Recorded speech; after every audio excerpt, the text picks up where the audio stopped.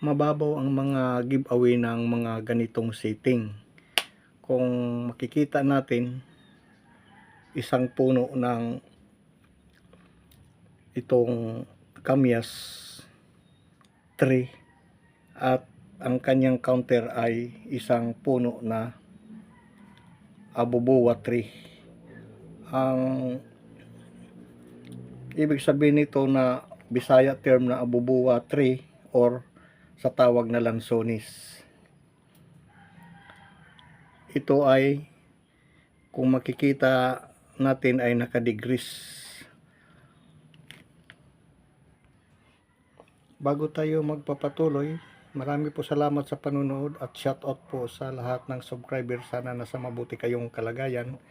At ito at magbibigay tayo ngayon ng isang ideya sa mga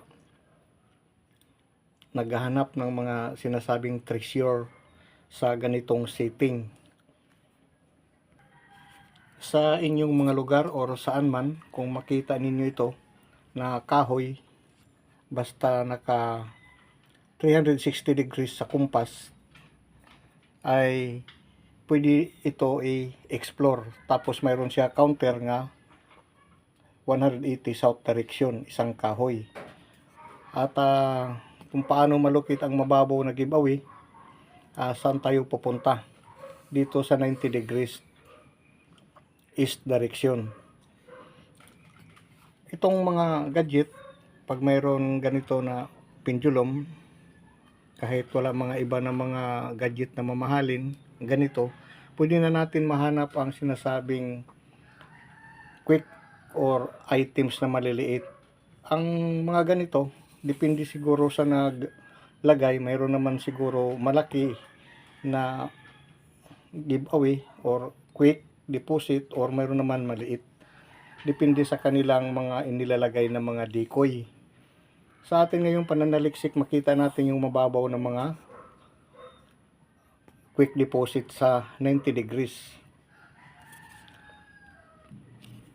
Ito yung mga sinasabing artifacts o mga nakaload sa mababaw na sinasabing items.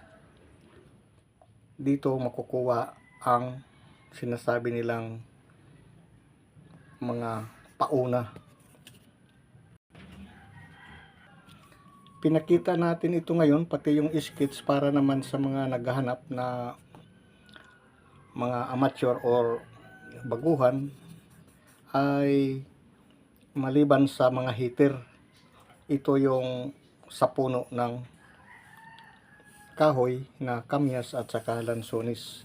Depende sa sinabi natin kanina sa mga inilagay nila.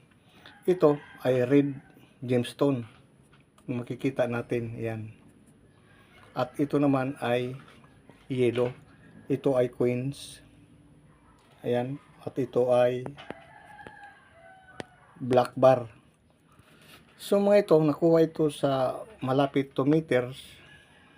Tapos ito ang sumunod. At saka ito. At saka ito na. So dito, ang mga sinasabi na kaparehas sa ruby ay mayroon itong hardness na 9 ang tigas niya sa kanyang stone or gemstone. Ito naman na ang tawag dito ay citrine, ang sinasabi dito ay 7 hardness gemstone. Itong queens, kung mapapansin ninyo, ito ay ilang carats ito na gold queens, at saka ito naman na replica na mayroon din ito characters na gold. So ito yung mga na-found na nakuha sa 90 degrees. Dito nilagay natin, dahil nga sa kumpas at pendulum, ay dito sa gitna ito mga kahoy. Para malukit, tumayo lang po kayo dito at magsukat kayo ng 3 meters papunta dito.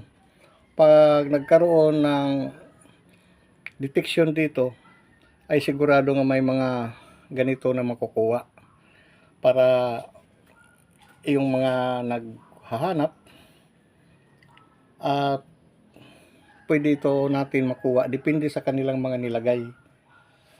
Dito sa mga gemstone na ito, ay dalawa klase ang diamond.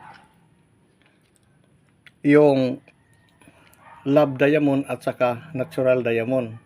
Ang lab diamond, kung makapunta kayo sa mga mall or mga jewelry, mga doon sa mga nagbebenta ng mga ganito, gemstone nga may mga singsing, ang lab diamond ay mura, nasa medyo mababa.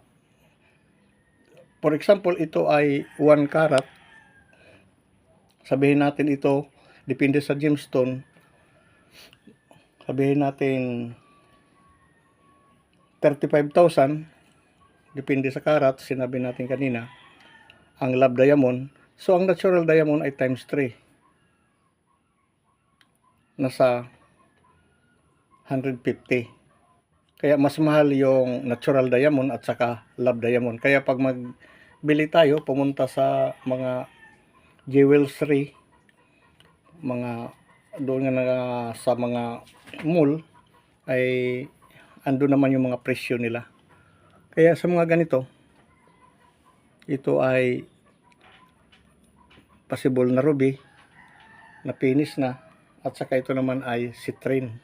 Depende ito kung ano ang kuan ito na artifacts.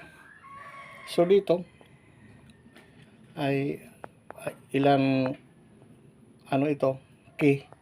Di pa natin ito maklaro, pero ito ay gold coins. Dito ito sa 90 degrees. Ito yung mga sinasabi na maliliit na values na mga makukuha. Sa mga naguhukay, ay ito ay nakabalot sa mga putik. Makikita kagad ito dahil mag-reflect ito dahil ganito ito. Pero pag bako yung ginamit, hindi ito makukuha, matatapon ito.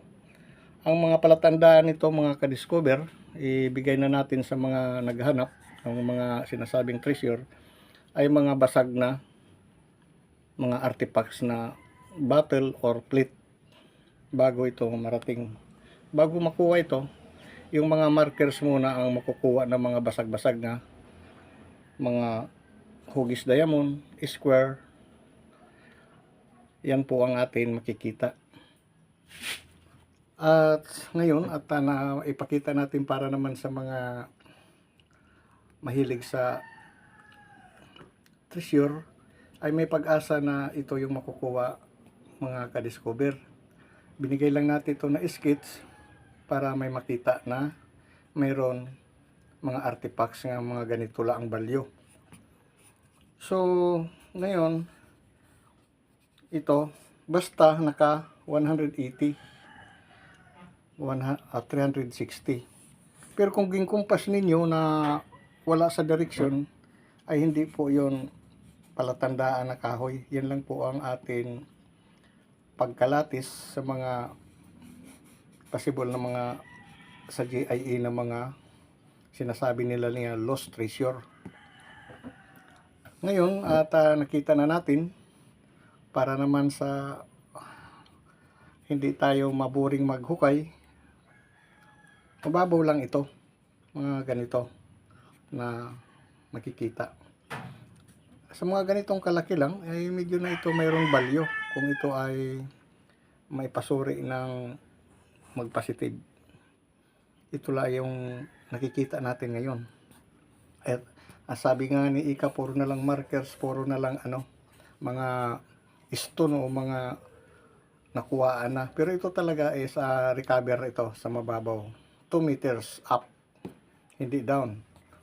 So dito kung makikita natin ito yung 360 degrees na mga object, stone man siya or anuman, land markers o ilog, creek or ano pa. So mayroon pala dito ang 90 degrees nga mababaw lang. Dito at kung makikita natin ito sa south at saka west direction, 180 at saka 270 degrees, sa 220 direction, ang back azimuth niya ay 45 degrees. Ito naman ang susunod natin na topic dahil meron dito din na recover na black stone at makikita natin ang mga marker. Sa unang videos, kung susundan lang natin yung na-load, dito yung mga markers, pero makikita natin sa sunod itong south at saka west direction kung ano dito ang nakuha na mga marker artifacts at saka yung isa din na black gemstone. So ito naman ang kanya sinasabi niya na quick or pauna o sinasabing giveaway dito sa south load to west direction. Nga mayroon markers doon sa una nga, ang markers niya papunta ng nakaturo sa north portion. At sa atin ngayon pagpapatuloy, hanggang dito na lang tayo at nakapagbigay tayo ngayon ng ideya na mayroon mababaw lang. At huwag po makalimut tayo mag-subscribe sa ating munting channel. At salamat po sa suporta sa mga manonood at subscriber. Sana nasa mabuti kayong kalagayan and God bless po sa lahat. Bye-bye.